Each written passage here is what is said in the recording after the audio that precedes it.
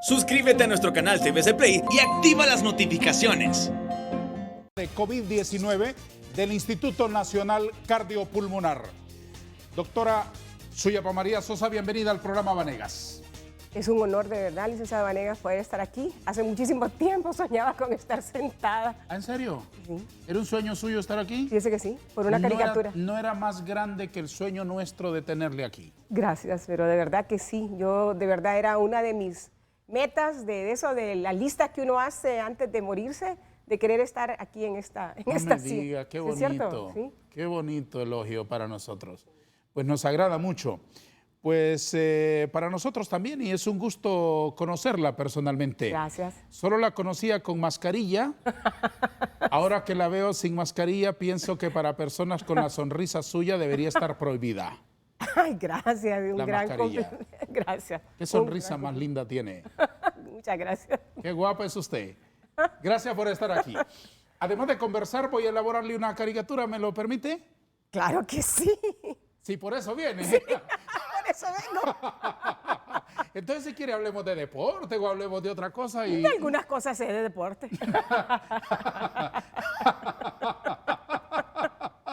bueno, le voy a, Dispare, entonces, pues. a elaborar una caricatura. Claro, claro. De una vez se ahorra 10,000 lempiras porque le va a salir gratis. Bueno, puchica. Es una buena noticia también, ¿no? Excelente.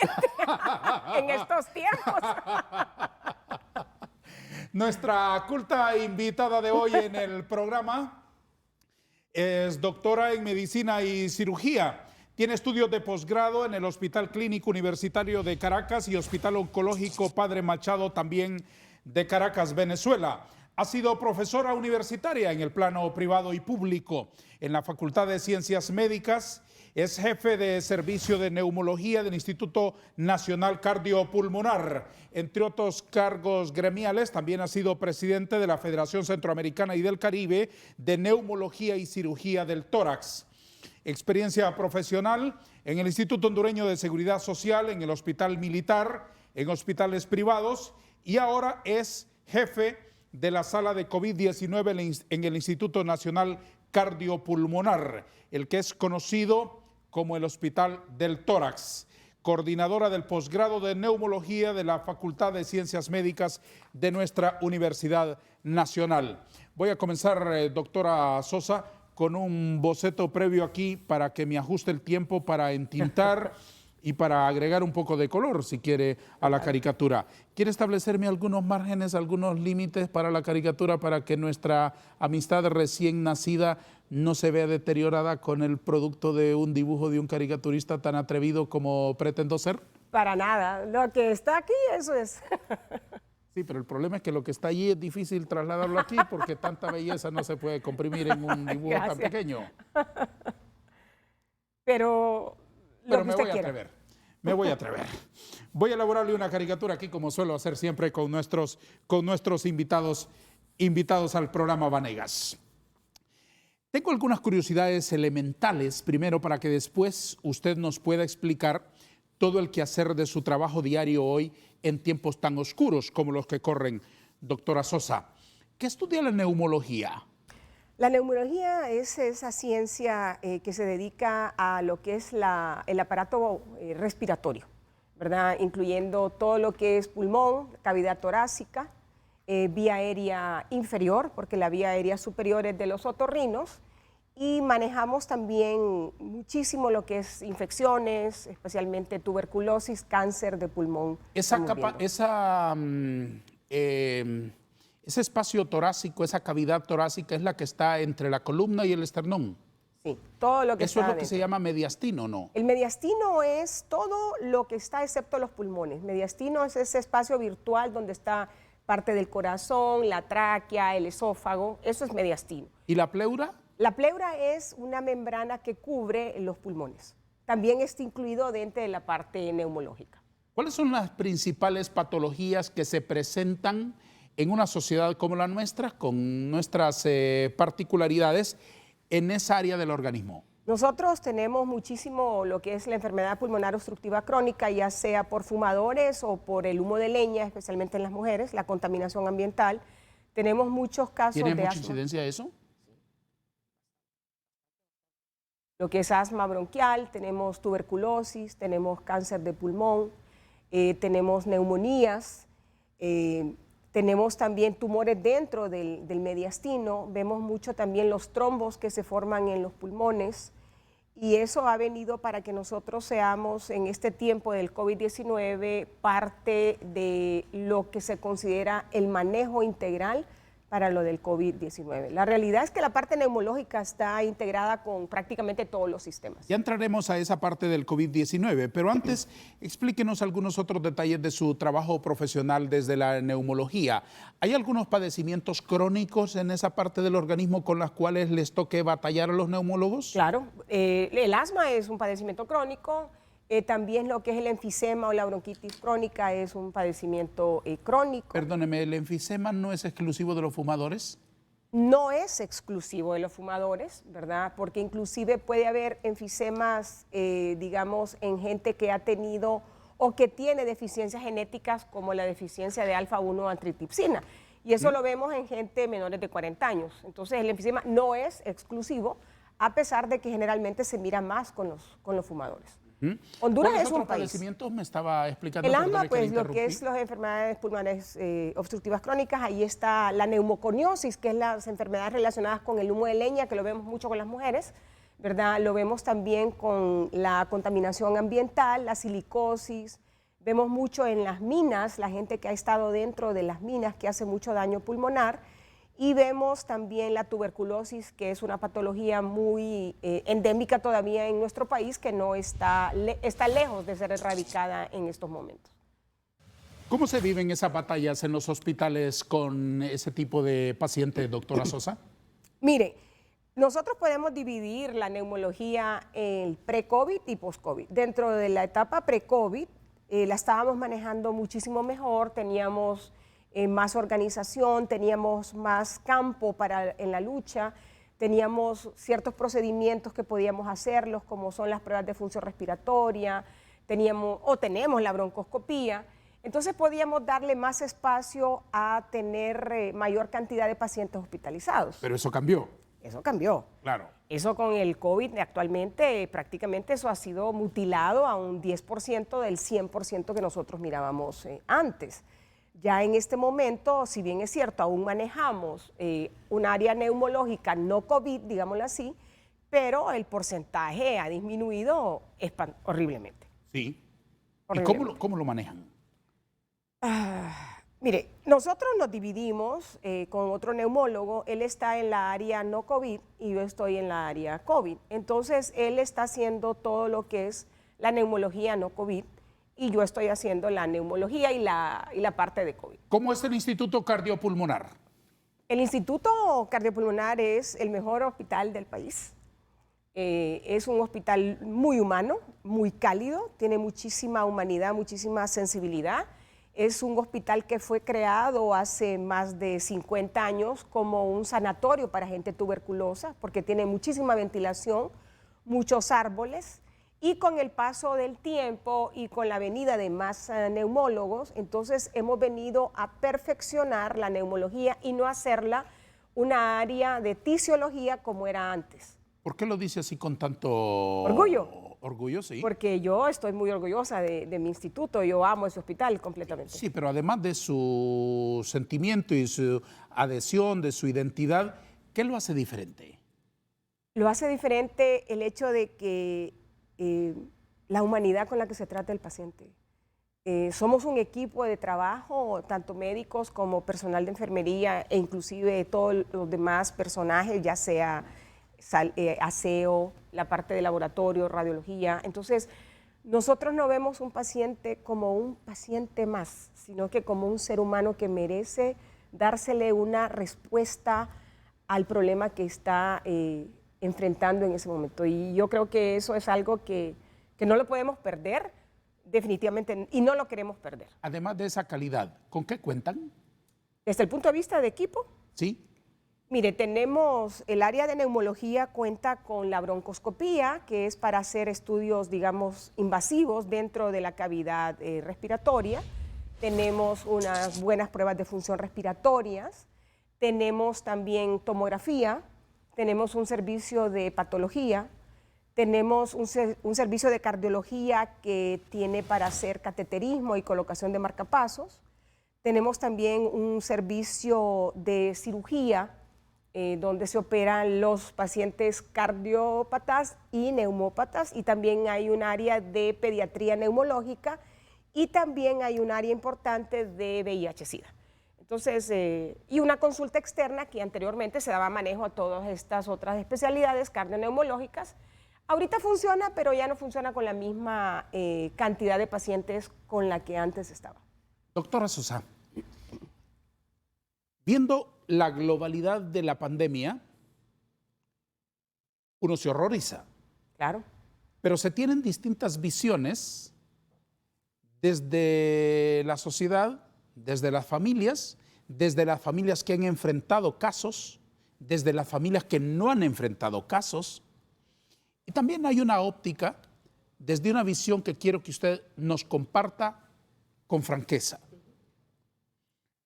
¿De qué dimensiones se aprecia el COVID-19 desde la sala de un hospital y desde los ojos suyos? Le voy a ser muy franca. Va a depender mucho del manejo del médico que esté en la sala y de cómo se empodera el médico en su sala. Voy a hablar específicamente de la mía, en el sentido de que yo tengo que dar el ejemplo de todo. Yo soy muy exigente con mi trabajo, pero eso quiere decir que yo llego a las 6 de la mañana. Mi hora de entrada es a las 7, pero yo llego a las 6. Pasamos visita absolutamente todos los días con mis residentes y con mis médicos que están ahí. Entran también las enfermeras a pasar visita con nosotros. Revisamos todos los días a todos los pacientes que tenemos hospitalizados. Les revisamos todos los exámenes. Estamos encima del paciente, platicamos con el paciente. De alguna manera nos involucramos con él porque nos hacemos parte de su familia. Ellos llegan a tenernos esa confianza donde nos cuentan parte de sus sueños, de su vida, de lo que ellos quieren, sí, ¿verdad? De que no los dejemos morir. Y ellos saben que nosotros estamos luchando por ellos. Y ese es un sentimiento que nos llena de muchísimo de fortaleza para seguir en la lucha, porque sabemos que es una lucha dura, es una lucha sola también. Esa es la visión.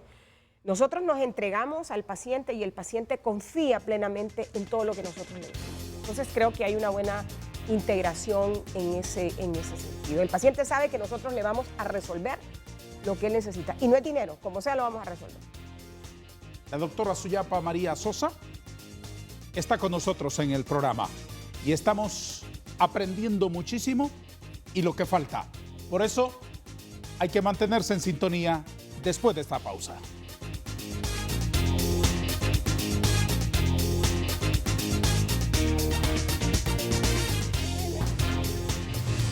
¿Cómo enfrentó Honduras la pandemia, doctora Sosa? Pésimamente mal. La enfrentó desorganizada, la ha enfrentado con mentiras, la ha enfrentado, hoy por hoy no ha aprendido de los errores, la enfrentó sin liderazgo y eso ha venido a repercutir en la forma que ha repercutido en estos momentos, definitivamente. Vamos por partes. ¿Quién nos miente? El gobierno. ¿En qué? En todo. O sea, el gobierno miente de que iba a dar apoyo a los hospitales, nunca los dio. Se nos dijo que... ¿Ningún apoyo para los hospitales? Fue muy pequeño. Se nos dijo que nosotros pidiéramos la cantidad de equipo que se necesitara y que se iba a dar, que el dinero no era un problema y obviamente pues es un problema porque no nos lo dieron, ¿verdad? ¿A qué atribuye que se debe eso? ¿Falta de conciencia? ¿Falta de conocimiento? ¿Falta de voluntad? ¿Indiferencia con el dolor de la gente? Es todo eso. Yo diría que si a mí me toca chequear las casillas, yo chequeo todas esas. O sea, es todo eso. Porque conciencia, creo que ellos saben el daño que estamos viviendo en este momento. Hay gente que es profesional en los que están liderando esta pandemia y definitivamente no han tenido el liderazgo que deberían de haber tenido. Dicen una cosa hoy, mañana brincan en otro lado. Han estado viviendo de migajas de otros países en vez de organizarse con tiempo y lo que más molesta es esa inseguridad en la toma de decisiones, que dicen una cosa hoy y de repente aparece medios enfrentándolo por las redes sociales y se dan vuelta en cosas vitales en este momento. Las vacunas, por ejemplo, es de las cosas que han fallado muchísimo, la toma de muestras, el cierre de triajes, la gente grita que no hay cupo en los hospitales, la gente se está muriendo y está lo mismo, o sea, no hay ningún apoyo en ese sentido. ¿Es así? ¿No hay cupo en los hospitales? No hay cupo en los hospitales. O sea, por ejemplo, para decirle algo, la unidad de cuidados intensivos están llenas en todos los hospitales. Para que entre un paciente a la unidad de cuidados intensivos, casi siempre tiene que fallecer alguien de los que está para poderle dar cupo a otra persona. Denos un dato referencial. ¿Cuántas unidades de cuidados intensivos hay en Honduras? Diría que en privado y público, Sí, lo que sea. tal vez 15 unidades de cuidados intensivos en todo el país. Es un horror. Es un horror. Es un horror. Tal vez la que funcionan mejor, la del Seguro Social, la del Hospital Escuela, que es un poco más grande, a nivel privado, que definitivamente pues hay más. Nosotros hemos tratado de tener mayor cantidad de camas en la unidad de cuidados intensivos, lo cual se puede hacer, el problema es que no hay personal. La unidad de cuidados intensivos es compleja, se ocupa gente muy preparada, no solamente en la parte supuesto. médica, sino que también el personal de enfermería. Por supuesto. ¿Verdad? Y la otra cosa es que si usted va a abrir más camas con ventiladores, necesita asegurar dos cosas, tres, el personal uno, dos, que no se va a caer la red de oxígeno y que no se va a caer la luz. Entonces, eso ocurre a veces en los hospitales, ¿verdad? Que hay bajones de luz, se activa una planta inmediatamente, o con tanta cantidad de oxígeno que se está consumiendo en estos días en los hospitales, muchas veces se va disminuyendo y los ventiladores no tiran la cantidad de oxígeno que necesita. Y eso lo hemos vivido prácticamente en todos los hospitales. Es decir, lo que usted menciona, doctora Sosa, no es que a todos los países del mundo la pandemia los encontró por sorpresa. El discursito aquel de los ministros de que nadie estaba preparado para esto, que ningún... Bueno, estamos de acuerdo. Estamos de acuerdo. Pero, ante las sorpresas, como en la vida particular, ante las sorpresas, el problema no está en el hecho sobrevenido, sino en cómo tú lo enfrentas. Claro. ¿Cuál es la actitud? ¿Cómo vas a reaccionar? Totalmente. Es decir, me refiero a eso para que podamos acercarnos a entender por qué aquí no hubo respuesta contra el COVID-19.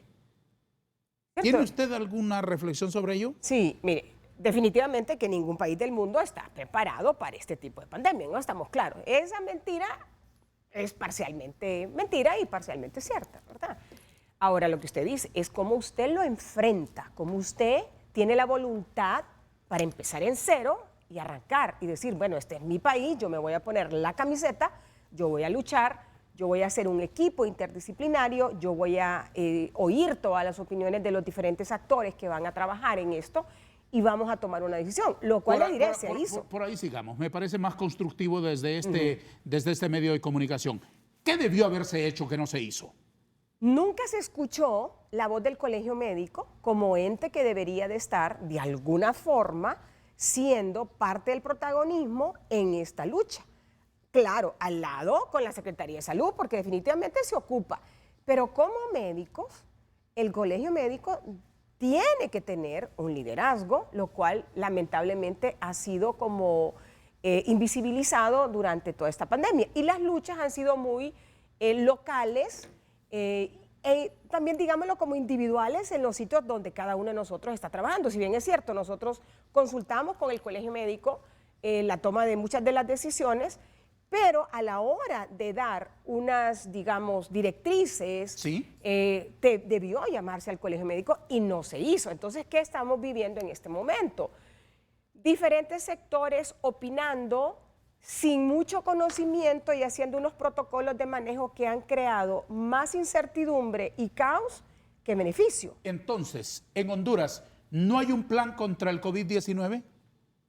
No hay un plan que sea, digamos, basado en la realidad de lo que nosotros tenemos para manejarlo. ¿Cuál es la realidad esa que están enfrentando en los hospitales? Que estamos enfrentando nosotros en los hospitales es que no tenemos mayor cantidad de personal para poder dar respuesta a la cantidad de pacientes que sabemos que van a llegar. La otra realidad es que cada hospital de alguna manera se ha empoderado y ha hecho dentro de su mismo lugar ¿Sí? su esquema de manejo. Por ejemplo, nosotros tenemos un muy buen equipo de trabajo, ¿verdad? Donde el hospital ha gastado su propio presupuesto Ajá. en dar la batalla contra el COVID, porque se nos ha dado muy poco. Y unos millones que se dieron después fue por el fondo, el BID, ¿verdad? Que fue para pagar personal y para pagar unos insumos, que también se nos quitaron 20 millones, porque nos iban a dar 70 y solo se nos dieron 50. Ahora, nosotros sabemos, licenciado Darío, que nunca nos van a devolver esos 20 millones, ¿verdad? Porque a saber en qué se invirtieron, pero no nos lo dieron a nosotros. Lo mismo, la realidad de San Pedro Sula no es la misma realidad que nosotros tenemos en Tegucigalpa, ni la realidad de, por ejemplo, Cortés o la realidad de Choluteca es la misma nuestra. Desde luego. Y es además, distinta. cuando acuden a la secretaría, que debería funcionar como un padre dirigiendo a todos los muchachos que están enfrentando la batalla, ¿qué encuentran ustedes ahí? Regaños, porque uno dice las cosas tal cual es la realidad en los hospitales, que hay cosas que no se tienen que ventilar. ¿Cómo que? Deme un ejemplo. Bueno, el decir que nosotros no teníamos ciertos equipos al inicio de la pandemia, ¿verdad? Hubo mucho malestar por ciertas personas que estaban en la parte, digamos, de gestiones. Pues no les gusta que uno diga que no tuviéramos tomógrafo hacía 20 años o que solamente hace 2 años o que solo teníamos una ambulancia que se había arruinado y que inclusive la propia directora de su dinero muchas veces la mandaba a pagar. Entonces, ¿y a quién le molesta que se diga eso? Bueno, a los políticos les molesta que se diga eso. Claro que les molesta. A los que dirigen la secretaría. Y a los que están manejando lo que son el presupuesto de la pandemia. ¿Quiénes manejan el presupuesto de la pandemia? Pues usted tiene, por ejemplo, a Sinajer, ha tenido a Copeco, ha tenido a la CESAL, inclusive ha tenido Cancillería manejando diferentes escenarios con esto de la pandemia. Y usted mira, a nosotros, por ejemplo, Copeco llegó a decirnos que nos iba a dar una ambulancia interna para llevar pacientes de un lado a otro, que nos iba a dar esto, que nos iba a dar el otro, y no nos dio nada. ¿Y la Cancillería qué tiene que ver en eso? Bueno, para que mire, pero él también estuvo metido en eso del señor Rosales, inclusive a mí, en un programa, dijo que era una paracaidista. ¿Quién dijo eso? El señor Rosales. ¿El canciller? Sí, él lo dijo. ¿No la amenazó a usted con bombardearle su casa con los F-5? No. No, yo creo que a estas alturas ya todo el mundo sabe quién dice la verdad y quién no la dice, ¿verdad? Yo creo que el mejor ejemplo es estos alcaldes, como dejaron muy en alto su gestión en este sentido. Ir donde el vecino a buscar la protección que el papá no le da. Eso es una bofetada, ¿verdad? O sea, pero ellos en su desesperación por su gente. Ya. Y en la Secretaría de Salud, perdone, ¿no hay equipo? Porque he escuchado al subsecretario en una franca rebelión contra la secretaria. Pues usted mira que en este momento hay, inclusive dentro de la misma Secretaría de Salud, como varios frentes. Mire, la gente sabe quién es quién en este país y qué es lo que está haciendo. El problema es que no lo van a decir públicamente porque están cuidando sus puestos. Pero oyendo al doctor Cosense el día de ayer, que en mi opinión está haciendo una muy buena labor en San Pedro Sula, ha mejorado lo que era la costa norte en muchas cosas, tiene una buena organización con la parte de las vacunas. Esto ha exhibido lo mal que se ha manejado en los otros lugares. Él es médico, él sabe lo que le está haciendo, él no es ningún advenedizo aquí que se va a poner a estar inventando cosas. Y él lo ha hecho muy bien, entonces usted mira que lo están como preguntando o cuestionando porque su manejo, obviamente se va a molestar si el hombre ha estado fajándose desde hace semanas en todo esto, ¿verdad? Entonces, definitivamente que la gente está a favor de los comentarios que hizo el viceministro. ¿Cómo ve usted, doctora Sosa, la historia de estos contenedores a los que les llaman hospitales que nos costaron 1.000 millones de lempiras? Pues mire, nosotros tenemos un monumento de la corrupción en la esquina del hospital que yo también le pondría que es un holocausto hondureño, porque estos hospitales nunca funcionaron. Estos hospitales, el día que funcionaron, el que está en la esquina, falleció un paciente. Nosotros siempre dijimos que queríamos conocerlos para ver si se llenaba con todas las expectativas, especialmente en las medidas de protección, de bioseguridad, para el personal que iba a laborar y también para los otros pacientes. Y lamentablemente no fue así. Lo que más nos llamaba la atención era cómo ciertas personas decían que esto era un espectáculo y una gran maravilla y todo, y que hoy por hoy no funcionen. Pero ¿No funciona? No funciona, no funciona, eso no ¿Qué hay funciona. ahí? Es lata, ahí no hay nada. Habían unas camas que se miraban bonitas, pero yo no sé si ya las sacaron. Dicen que operaron 12 pacientes de ortopedia un tiempo, pero que ahora nadie sabe lo que hay ahí. Y esto no se puede olvidar. ¿Está cerrado eso? Eso está cerrado. Nosotros, ahí no hay ni militares. Antes habían militares ahí, pero ahora yo ni eso miro siquiera. Tal vez el que funciona, el de San Pedro Sula, Es que digo yo. escuché a una señora del hospital escuela diciendo que iban a destinarlo para actividades menores. Sí. Es decir, el gigantesco hospital para el COVID-19 iba a ser utilizado para extirparles espinillas a los adolescentes, Uñas, para sacar sacarle una uña encarnada a un futbolista, para, Imagínese no sé, usted. para cosillas así, digamos. sea, estoy exagerando, sí, pero evidentemente estoy pero, refiriéndome a lo que ellos dijeron. Es irónico, pero es la realidad. O sea, como un hospital, en la magnitud de que ellos lo vendieron, está terminando como una chatarra que se está oxidando y que no está funcionando. Y no se puede olvidar todo lo que se robaron con esa cantidad de dinero y cuántos muertos han habido por la falta de cupos. La segunda pausa del programa Vanega. Siga con nosotros, por favor.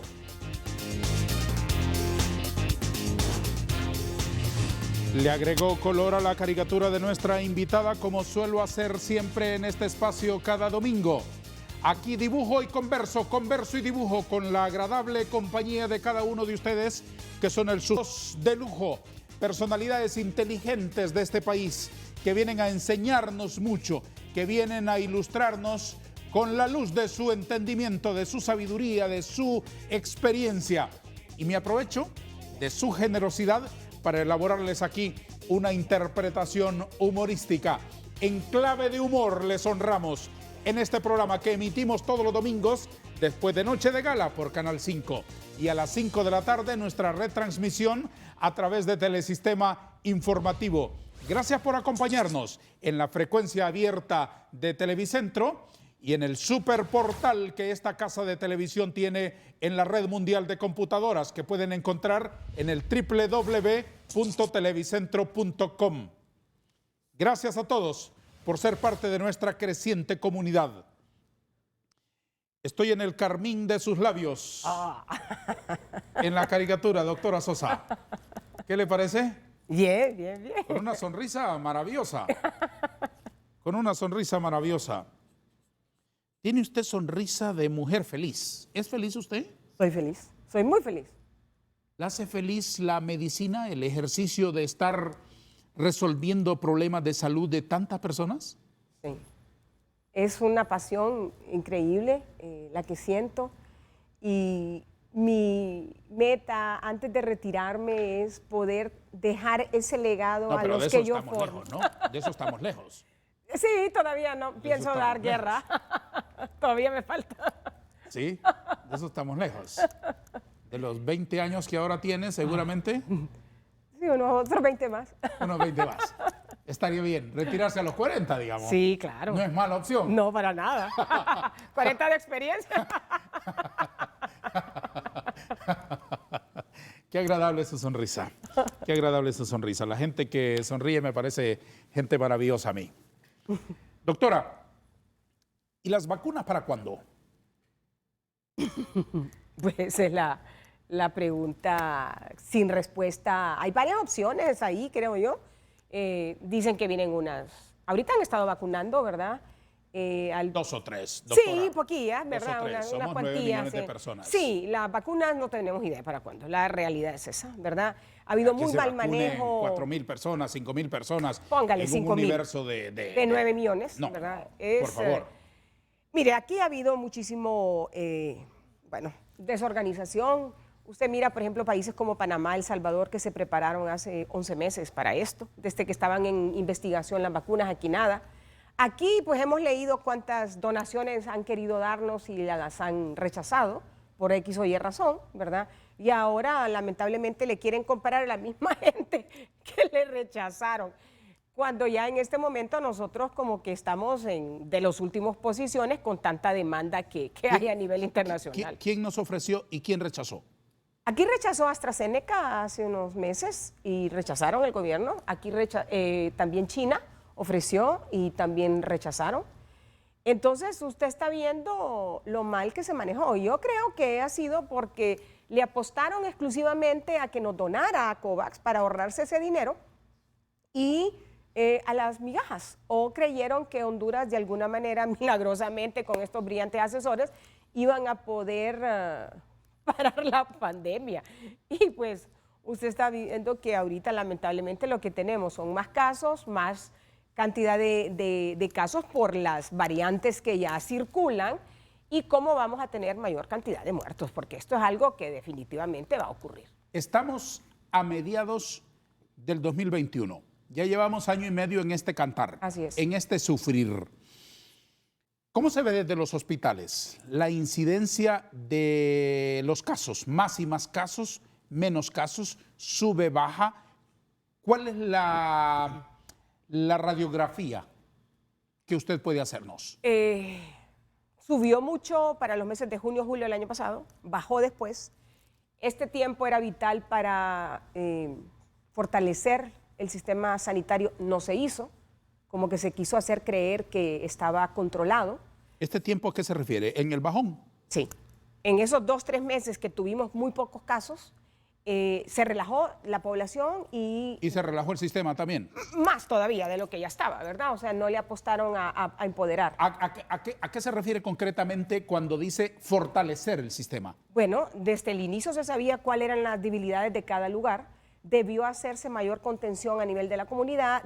Después, aparte de eso, entrenar personal para estar manejando un tipo de ventiladores que los pueden manejar en los hospitales regionales, que no son los ventiladores mecánicos que son más complejos, sino el de alto flujo, que perfectamente se puede manejar en esos lugares, comprar más medicamentos, y no se hizo.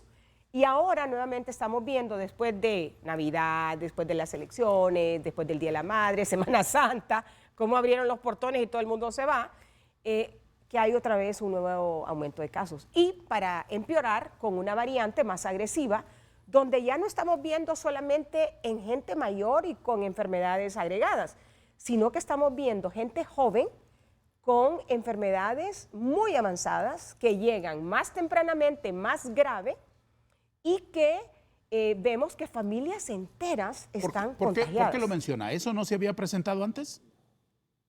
Eso no se había presentado antes. Antes Hasta se este había año presentado pacientes mayores, pacientes con enfermedades... Ese era el 80%, digámoslo. Pero ahora ya no. Ahora ya usted está viendo gente de... Bueno, en el hospital hay una muchachita de 18 años con un daño gravísimo. No me diga. De 18 años, sí, ingresó el día de ayer. No es lamentable en cualquier edad, en cualquier Claro. paciente. Pero un chico tan... Estamos viendo niños también ahora que inclusive han muerto, ¿verdad?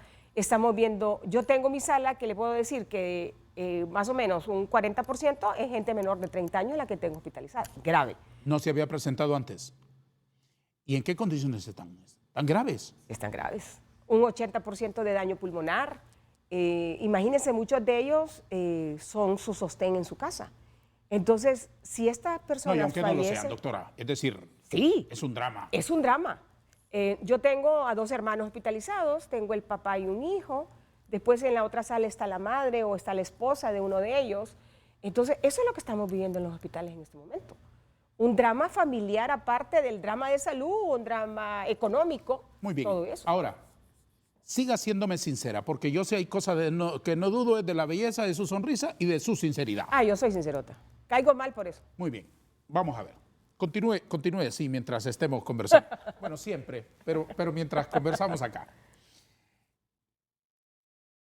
¿Qué sensación le provoca estar en el hospital, librando esa batalla, cuerpo a cuerpo contra la muerte, y llegar a su casa y en el tránsito entre el hospital y su casa, encontrar 1000 parrandas,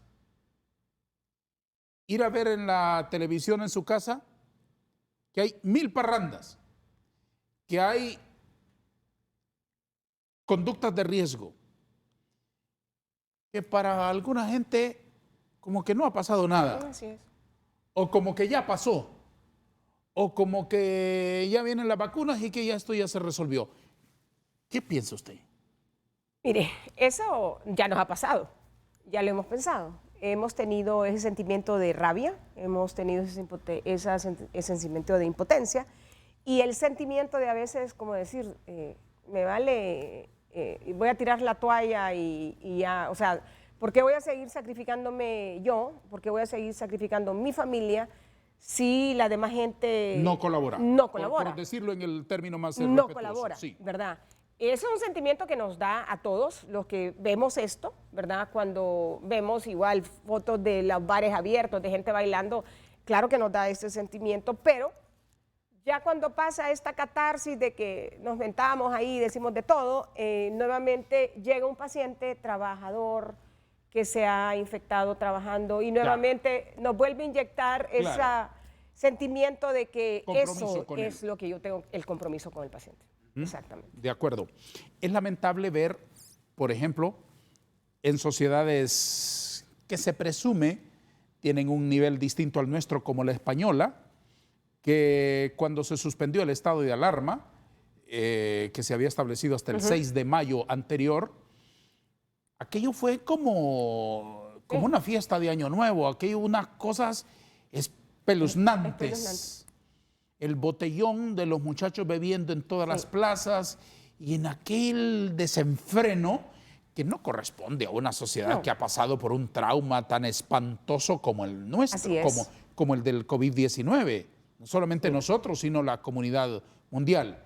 Eso debe golpear mucho al personal que está en la primera línea de fuego batallando. Claro que sí, y más que nada cuando se muere alguien que usted conoce, alguien de su familia o un médico, le pega más todavía a uno, porque uno no deja de pensar cuándo me va a tocar a mí, ¿verdad? Entonces, el compromiso de nosotros es, yo siempre digo a los colegas, los que están conmigo en mi sala, que yo quiero que cuando uno de nosotros esté en una de esas camas, los demás Que Dios no lo permita. peleen para salvarlo. Que Dios no lo permita. Sí, claro. Siempre Dios nosotros salimos pidiendo esa bendición de que no nos ocurra, pero que nos tenemos que fajar hasta lo último para sacarlo adelante. Ya.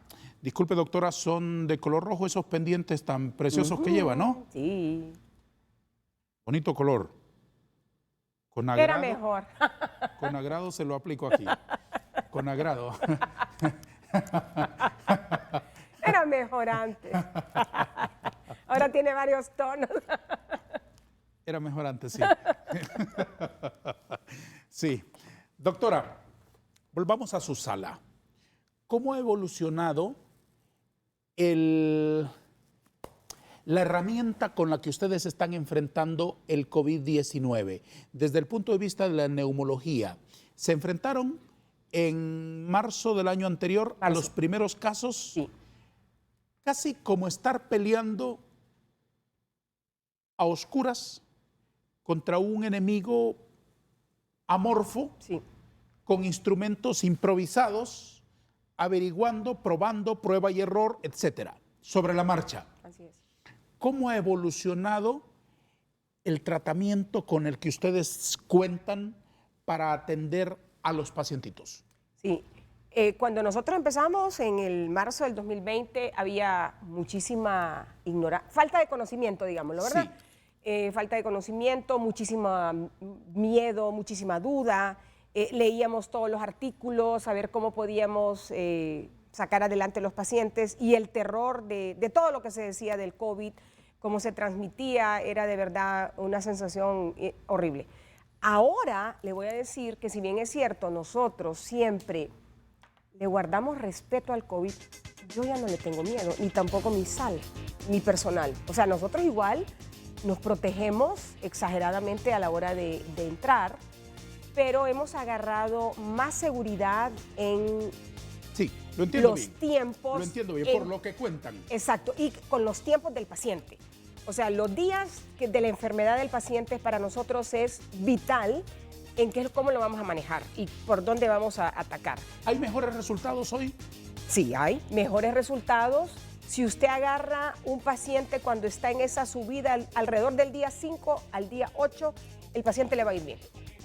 O sea, uno siente esa seguridad que siendo más agresivo con el manejo en ese momento, al paciente lo vamos a egresar más rápido. Y eso es lo que estamos viviendo ahorita, ¿verdad? El paciente nos llega, sabemos cómo está y empezamos sumamente agresivos con el manejo y ya podemos egresarlos alrededor de 5 días. Ahora, el paciente que nos llega ya más de 15 días de enfermedad es un paciente que nos va a costar, que si bien es cierto, vamos a ser agresivos con el manejo, pero ya no va a ser la evolución tan rápida, sino que va a ser más tórpida, igual lo podemos hacer.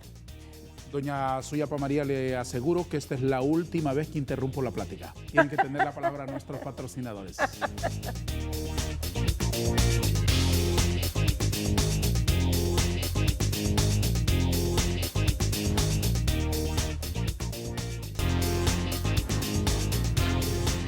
La doctora Suyapa María Sosa, jefe de la sala del COVID-19 en el Instituto Nacional Cardiopulmonar, el hospital conocido como el Hospital del Tórax en Tegucigalpa, nos ha honrado este domingo con su presencia en el plató, desde donde emitimos, desde el estudio Rosario Sagastume de Ferrari, el programa Vanegas.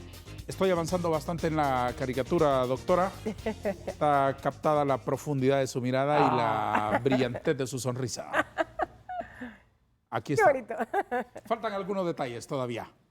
Faltan algunos detalles. Pero lo más importante será su opinión al término de nuestro encuentro este domingo, que he disfrutado mucho y que quiero aprovechar un poco más en estos últimos minutos que nos quedan, precisamente sobre ese avance, a pesar de todos los pesares, que ustedes han tenido en estar bajando la mortalidad, en estar sacando adelante a los pacientes, en estar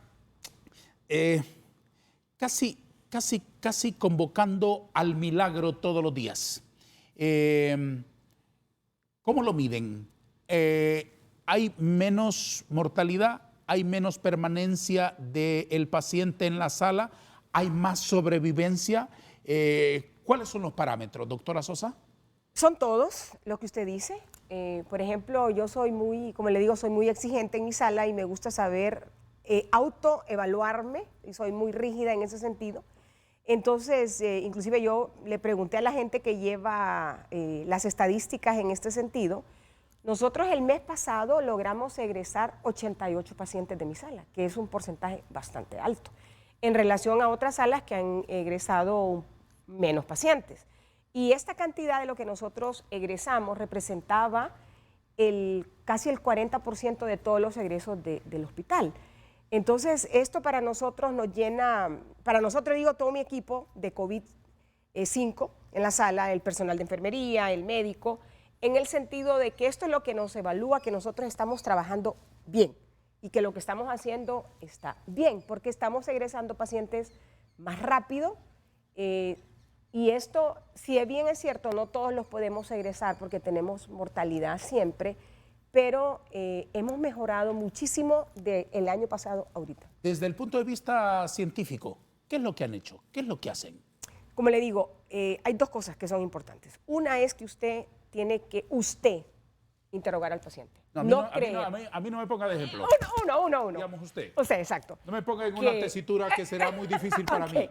Es no creer en lo que está escrito en un papel, sino que uno entra a revisar el paciente y uno escribe lo que uno encuentra. Muy bien. ¿Y una vez que encuentra? Y después es ser agresivo con el manejo basado en la evidencia que nosotros tenemos, no en la ocurrencia, porque hemos visto también colegas, que inventan mucho con el manejo. Y esto no es correcto en el sentido de que usted pierde medicamentos valiosos en pacientes que ya pasaron esa ventana de oportunidad de ellos y puede desaprovecharla para otros que sí la va a ocupar. O gastar medicamentos exageradamente caros cuando un paciente no lo necesita. Entonces, nosotros evitamos mucho eso. La verdad que tratamos en mi hospital de ser muy académicos. Si tenemos duda, trabajamos como siempre en equipo, siempre consultamos cuando tenemos, y esto nos ha hecho tener credibilidad y poder egresar un paciente más rápidamente. En ese sentido, en estos últimos minutos, quiero aprovechar que desde esa experiencia usted le dé consejos al sistema. ¿Qué deberían cambiar en la Secretaría de Salud? ¿Qué debería cambiarse en los otros hospitales? ¿Qué debería hacerse ya sobre la marcha contra este inmenso enemigo de la salud pública?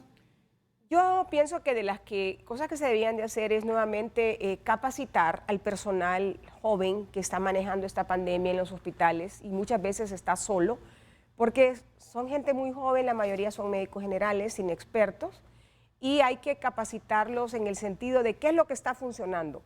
No ser ecos o resonancias de unas experiencias basadas en ocurrencias, cuando hay cosas científicas que están y usted no las tiene que seguir inventando. La otra cosa es que muchas de las capacitaciones son como muy áridas y muy técnicas y la gente no pregunta, cosas puntuales, sencillas. La vida es bien sencilla, lo único que usted tiene que saber es preguntar lo correcto y decir las cosas tal cual, no adornarlas con palabras extrambóticas, ¿verdad? A que la gente no entiende lo que usted está diciendo, pero por pena no pregunta. Eso por un lado, y a la Secretaría de Salud le ha faltado decir la verdad. Y cuando la gente la quiere decir, la sancionan. Entonces, esto hace que haya mucho miedo de muchos colegas que están viviendo esta pandemia en el interior. ¿Qué nos espera entonces en este segundo semestre del año? Pues mire, si el gremio que está manejando la pandemia no se empodera en sus áreas de trabajo a ser más beligerante, la mortalidad va a ser muy alta porque los hospitales grandes de las ciudades más grandes no van a poder dar respuesta. Tengo una caricatura para usted que incluye ese lunarcito tan lindo que tiene ahí entre sus ojos. A pesar de la distancia pude captarlo y está aquí. La caricatura con lo que honramos la presencia de la jefa de la sala de neumología del Hospital Nacional Cardiopulmonar, doctora Suyapa María Sosa. La coloco en sus manos sabiendo la responsabilidad a la que me meto con una mujer que soñó con un dibujo de estos. ¿Qué le parece? Preciosa, me hizo favor. No se me ven las arrugas. ¿Qué le parece? Me encanta. Me encanta, me encanta, me encanta. Me alegro que le guste, doctora, con todo el cariño de nuestros espectadores del programa Vanegas. Gracias. Consérvela, por favor, como un recuerdo nuestro. Claro que sí. Por supuesto. Déjenos una palabra como respuesta a estas últimas inquietudes que quiero plantearle. ¿Qué ha aprendido usted en la pandemia? Humildad. ¿Cuál es la frase más difícil para un profesional de decirle a un paciente? De decirle a un paciente, hemos hecho todo lo posible. ¿Qué hay más allá de los límites de la ciencia? La fe. ¿Con cuánto califica usted a la secretaria de Salud? A la secretaria. De 1 a 10. 1. ¿Cómo vio lo de las vacunas de Bukele? 10. ¿Las vacunas serán la solución? Parte.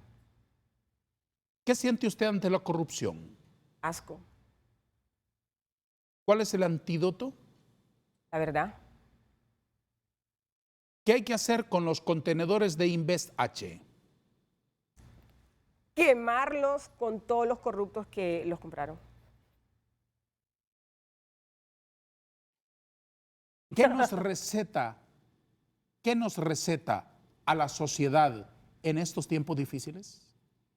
En estos tiempos difíciles, la importancia de la familia, cómo esta pandemia nos ha sacado lo mejor de muchas de las personas, pero también ha sacado lo peor de otras, y la importancia de cosas intangibles como la amistad, el cariño y que lo económico no es lo más importante en el mundo. A pesar de lo escabroso que ha sido el tema que hoy hemos abordado, no tiene usted la más remota idea de cómo he disfrutado de la conversación, doctora Sosa. Gracias. Estoy muy agradecido con su presencia y es un honor conocerla. Gracias igualmente. Le deseo muchísimos éxitos, que Dios la guarde siempre y que los éxitos se multipliquen porque son en beneficio de la salud de sus pacientes. Muchas gracias por estar aquí. Gracias a usted. A todos, gracias. Adiós.